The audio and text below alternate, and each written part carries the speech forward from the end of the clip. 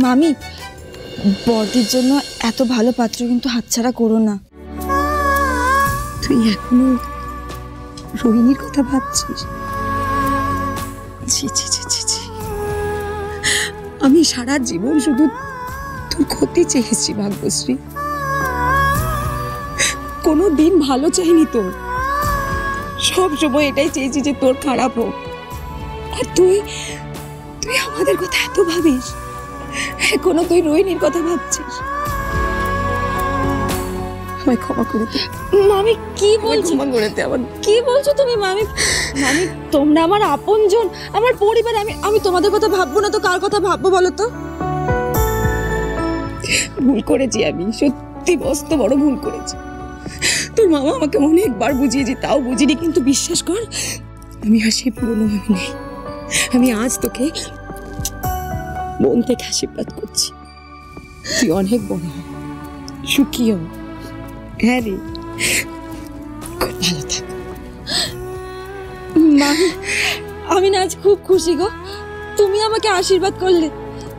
দেখবে এরপরে আমার সাথে আর কোনো খারাপ হতেই পারে না। হবে না তো, জানিস ভাগ্যশ্রী, এই কটা দিনে না আমি একটা জিনিস খুব ভালোভাবে বুঝতে পেরেছি। অন্যের ক্ষতি চাইলে নিজের সব থেকে বড় ক্ষতি হয়। হ্যাঁ রে, নিজের সুখ শান্তি সব নষ্ট হয়েছে, সব। আজ সত্যি সব কত ভালো হচ্ছে, তাই না? যত ঝামেলা ছিল, রাগারাগি ছিল, সব এক এক করে মিটে গেল। হ্যাঁ রুষা, এবার আমি শান্তিতে মরতে পারবো। মা, কেন আজকের দিনে এসব বাজে বাজে কথা বলছো?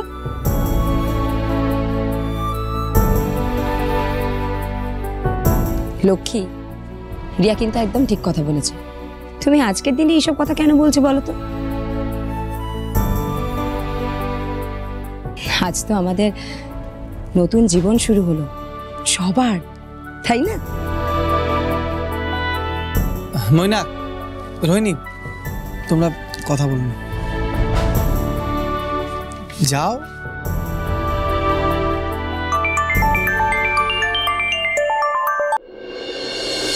হ্যালো, হ্যাঁ বোধান সরকার বলছি। হ্যাঁ, আরে এটা তো দারুণ প্রপোজাল, অবশ্যই করব। হ্যাঁ, কোথায় দেখা করতে হবে বলুন? হ্যাঁ নিশ্চয়ই নিশ্চয়ই। কে ফোন করেছিল? আমরা একটা দারুণ প্রপোজাল পেয়েছি ভাগ্যশ্রী, একটা বড় শপিং মলে ভাগ্যলক্ষ্মী স্টোর্সের একটা ব্রাঞ্চ খোলার অফার। সত্যি?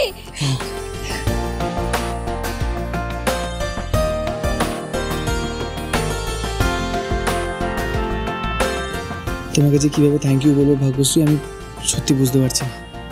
আমাকে কেন? কারণ তুমি যখন আমাকে বিয়ে করেছিলে তখন আমার মাথার ওপর অনেক টাকার দেনা ছিল, কিভাবে টাকা শোধ করবো সেটাই বুঝতে পারছিলাম না। তাও তুমি এসব চিন্তা না করে আমার পাশে এসে দাঁড়িয়েছিলে, সবসময় আমার পাশে থেকেছো। আর আজকে দেখো, আজকে আমরা সব টাকা শোধ করে দিয়েছি। শুধু টাকা শোধ করিনি, আমাদের ভাগ্যলক্ষ্মী স্টোর্সকে আরো বড় করতে পেরেছি, নতুন ব্রাঞ্চ খুলতে চলেছি আমরা। Thank you.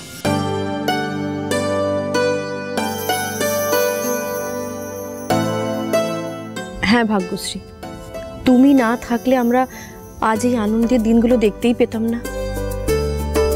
তুমি একা হাতে দোকান সংসার সব সামলেছ। আর আমি জানি ভাগ্যশ্রী, তুমি MBA পড়ে চাকরি করলেও সবটা সামলে নিতে পারবে।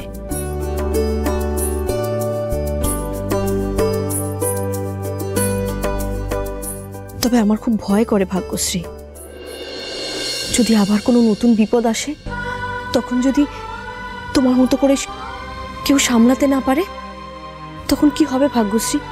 তাই আমার খুব ভয় করে ভাগ্যশ্রী।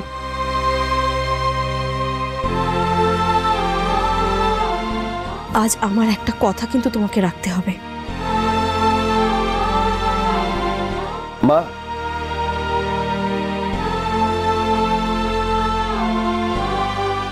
হ্যাঁ রূপ, যা বৌদিদিকে গিয়ে দিয়ে দে।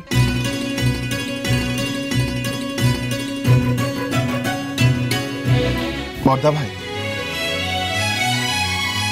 এটা কি মা? বৌদিদি,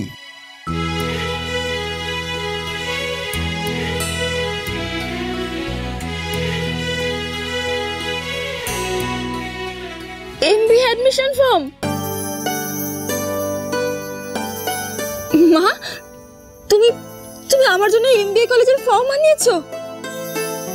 হ্যাঁ ভাগ্যশ্রী, ভাগ্যশ্রী, একটা সময় আমি তোমার এই এমবিএ পড়াশোনাটা কিছুতেই মেনে নিতে পারিনি মন থেকে, কিন্তু আজ আমার মনে কোনো দ্বিধা নেই। আমি চাই তুমি খুব ভালো করে মন দিয়ে পড়াশোনা করো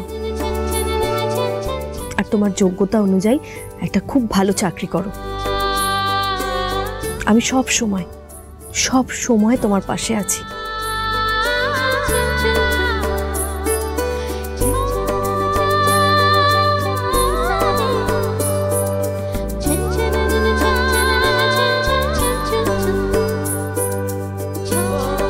তুমি খুব সুখী হও ভাগ্যশ্রী, খুব ভালো থাকো।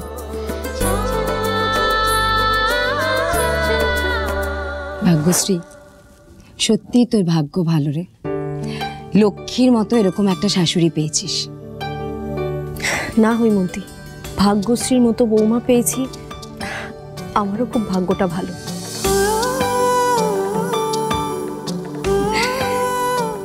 ভাগ্যশ্রী, আমি জানি এই সব কিছু তুই করেছিস, সত্যি তুই প্রশংসার যোগ্য। তোর জন্য আজকে আমার সত্যি গর্ব হচ্ছে।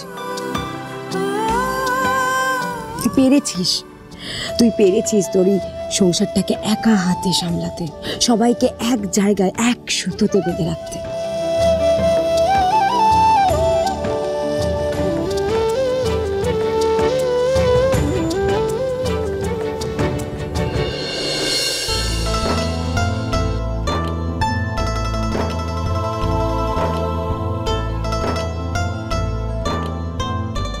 কি রে, পছন্দ হলো? খুব।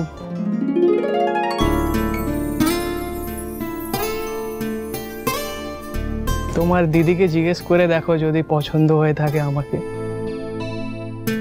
বর্দির তো মুখ দেখেই বোঝা যাচ্ছে ওর বেশ পছন্দ হয়েছে।